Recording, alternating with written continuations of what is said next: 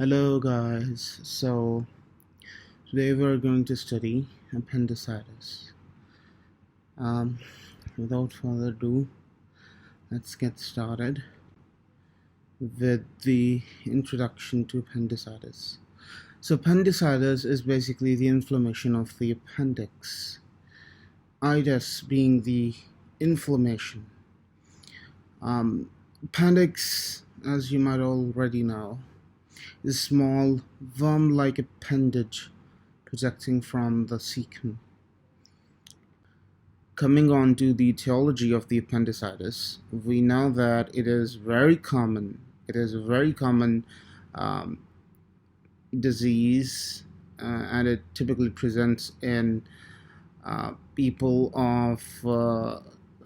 that are in their second and third decade of life, and for example, older children and young adults. And it is more common in Western societies, and it has to do with the diet. For example, a diet that is rich in proteins but low in bulk and cellulose can increase the risk of appendicitis. Major etiological factors that can proceed to appendicitis include a fecalith or a colilith. Both of these are hardened stones, precipitated stones. Fecalith is a precipitated stone of the large intestinal contents, while the colilith is a precipitated stone of the contents of the bile duct or the gallbladder. Edema surrounding the appendix can pressurize the tissue of appendix, ultimately leading to appendicitis. Same is the case with lymph nodules surrounding the appendix. Lymphoid hyperplasia due to some pre-existing infection or inflammation can somehow pressurize the appendix, tissue of the appendix, and then can lead to appendicitis. Infections caused by pinworms, Yersinia, Salmonella, Shigella E. coli, Streptococcus virescens, GDS, the group D streptococci, Bacteroides fragilis, etc., can proceed to inflammation, and they are very typical in causing appendicitis. Inflammation that is surrounding the appendix but not has yet entered or inflamed the appendix, for example, generalized peritonitis, can lead to appendicitis. Similarly, a tumor, just like lymphoid hyperplasia and edema, can pressurize the tissue of appendix, and that can lead to appendicitis, and we'll later on get to know why pressure upon the appendix can lead to appendicitis. Now that we know about the etiology of appendicitis, we're going to have a look at the pathogenesis or the pathophysiology of appendicitis. So regardless of what is the etiologic factor that is causing appendicitis, we have somehow the obstruction of the appendiceal lumen. So in order to have appendicitis, there must be obstruction of the appendiceal lumen. That increases intraluminal pressure. When there is increased intraluminal pressure, there is thrombotic engorgement of appendicular vasculature. There is thrombosis, and there is engorgement of the blood vessels that either surround or supply the appendix, and that ultimately leads to gangrene and necrosis of the appendicular tissue. That leads to distension of the appendix, and distension of the appendix has a major role in bacterial proliferation inside the appendix. Now, when there is bacterial proliferation, those bacteria can invade the mucosa of the appendix. Mucosa being the one of the layers of appendix. Those bacteria can perforate the mucosa, and when those perforations become large enough, we say that the appendix has been ruptured, and it is a very fatal condition. Following the rupture of the appendix, the bacteria are released into the peritoneum, the surrounding peritoneum, and the abdominal cavity. The bacteria then release, obviously, their toxins into the blood vessels that surround the appendix or the abdomen, and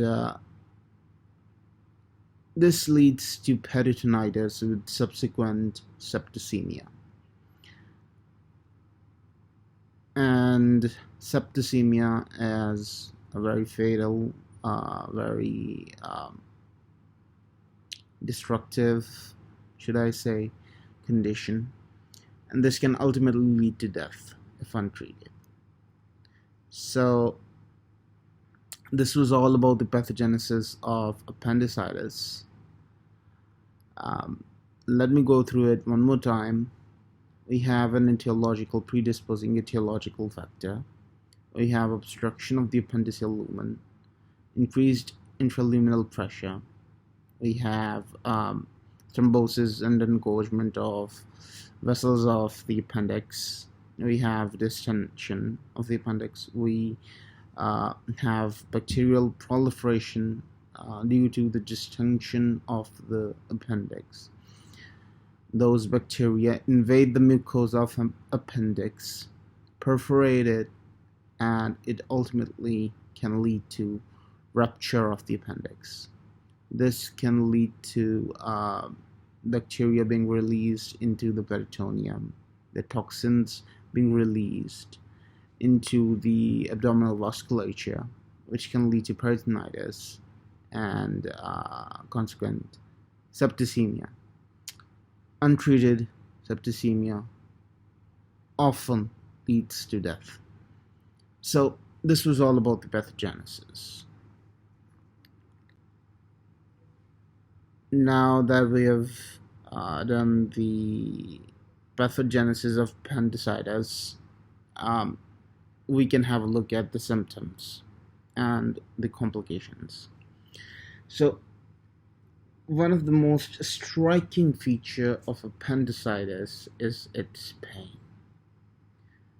And on clinical presentation, a patient comes to you and he tells you that he had a few hours ago a very general and a diffuse pain on his epigastric region. Well, he won't use the term epigastric, but he just point to the region that you would later interpret to be epigastric region. So there's epigastric region pain or umbilical region pain that later localizes as sharp, pointed, and focal right lumbar region, right lower quadrant, right iliac fossa, or McBurney's point pain after 6 to 12 hours. So all of this, right lumbar region, right lower quadrant, right iliac fossa, McBurney's point pain, they can all tell you that there's something wrong with viscera in those regions. a colicky pain that first started in the umbilical or epigastric region, later localizes to the McBurney's point or the right iliac fossa or the right lower quadrant or the right lumbar region. All of them equally mean the same thing or the similar thing, to be more precise. And this happens after a few hours, 6 to 12 to 24 hours. So this is one of those features of appendicitis that is very common. Further discussion about the symptoms can give you an insight of how exactly can a patient present with appendicitis. So patients often talk to their doctors and say, we have nausea, we have vomiting. And nausea and vomiting and this pain are very common symptoms of appendicitis. Along with that, we have anorexia, we have constipation, diarrhea, difficulty in passing gas, low-grade fever. All right, this is a very common symptom of appendicitis. Abdominal swelling, polyuria, and dysuria.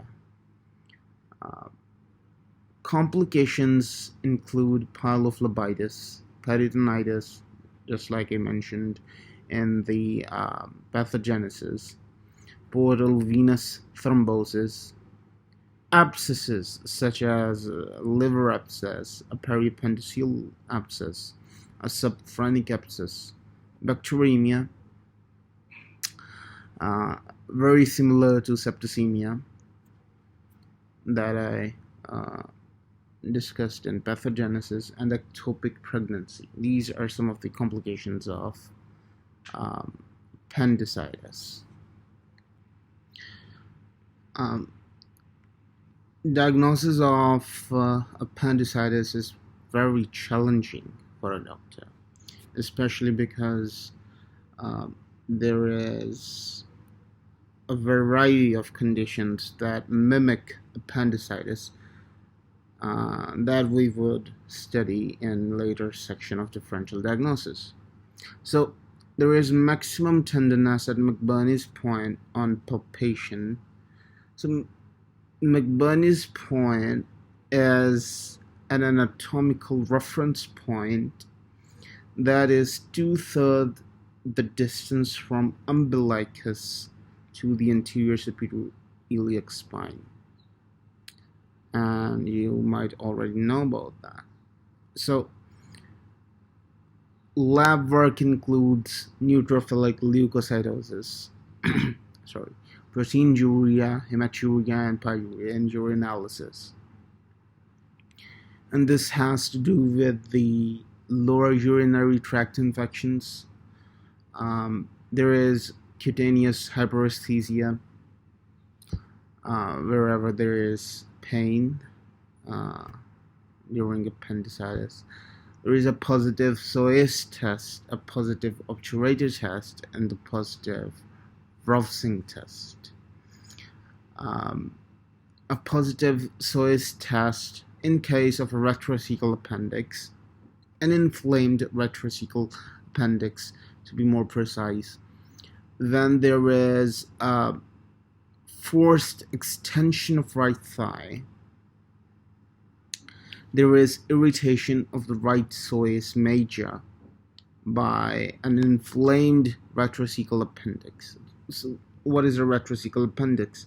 There is a variety of ways in which appendix can be placed or is placed naturally. It can be retrocecal, it can be pelvic, and a number of other ways. So in case of an inflamed retrocecal appendix, we have the irritation of right psoas major if we do some forced extension of the right thigh. And this generally if increases, cause if all of this causes an increase in pain in the right iliac fossa or McBurney's point or whatever it is, we term this Swiss test positive. Similarly, we have a positive obturator test, but this test, in comparison to Swiss test, is caused by an inflamed pelvic appendix, not a retrocecal appendix, as was the case with Swiss test. So we have an inflamed pelvic appendix that irritates the right obturator internus, and it is irritated when we do flexion and medial rotation of the right thigh. After doing all of this, we have an increase in pain, and if it happens that there is an increase in pain in the lower abdomen, we call it a positive obturator test. Similarly, we have a positive Roughsing test. I don't know if I'm pronouncing it right, but a positive Roughsing test is basically an increase in right lower quadrant pain when you palpate the lower left quadrant. Affirmative diagnosis can be made using ultrasonography, but CT scan is generally preferred, or it can be done using a Gallium scan. Now on to the differential diagnosis. All of these conditions can mimic appendicitis. I won't be going into details of what these different diagnoses actually mean or do or whatever they are, but you need to know that all of these diseases can mimic appendicitis, and so therefore, just like I said before, it is very challenging for a surgeon to diagnose appendicitis, because there are a multitude of diseases that can mimic appendicitis, including the pain, the inflammation, the tenderness, and the fever, the nausea, the vomiting, etc. So we have mesenteric lymphadenitis, we have ectopic pregnancy, ulcerative colitis, Crohn's disease, pelvic inflammatory disease, we have inflammatory bowel disease, we have visceral larva migrans, which is a zoonotic infestation of parasites. We can have endometriosis and can misdiagnose it as appendicitis, or we can have appendicitis and can misdiagnose it with acute inorganic lead poisoning, ileal diverticulum, also known as the Meckel's diverticulum. So infections caused by Yersinia vipum adenovirus can have symptoms that mimic appendicitis. Intestinal necrosis, viral enterocolitis, adenomas or non-mucin producing adenocarcinomas surrounding the appendix. Just like I said, when they do some pressure engorgement of the appendiceal vasculature, they can have symptoms that mimic the appendicitis, even though it's not the actual appendicitis that is causing these symptoms. And we have at the last ovarian torsion that can mimic appendicitis. So you need to know that there is a wide variety of diseases that can mimic appendicitis. Treatment of appendicitis is usually appendectomy, most preferably a laparoscopic appendectomy. It is a very common abdominal emergency. In fact, it is the most common abdominal surgical emergency. Sometimes there is amelioration of pain due to relaxation of the right 𝘼𝙔 major when you flex the right thigh. So if it goes untreated, 50% of the patients die. But treated patients have absolutely excellent prognosis. So this was all about the treatment of appendicitis. So this was it, and thank you for watching and bearing me for maybe 20-25 minutes with a very cracky voice, and I'm so sorry for that. Until then, Allah Hafiz and bye-bye.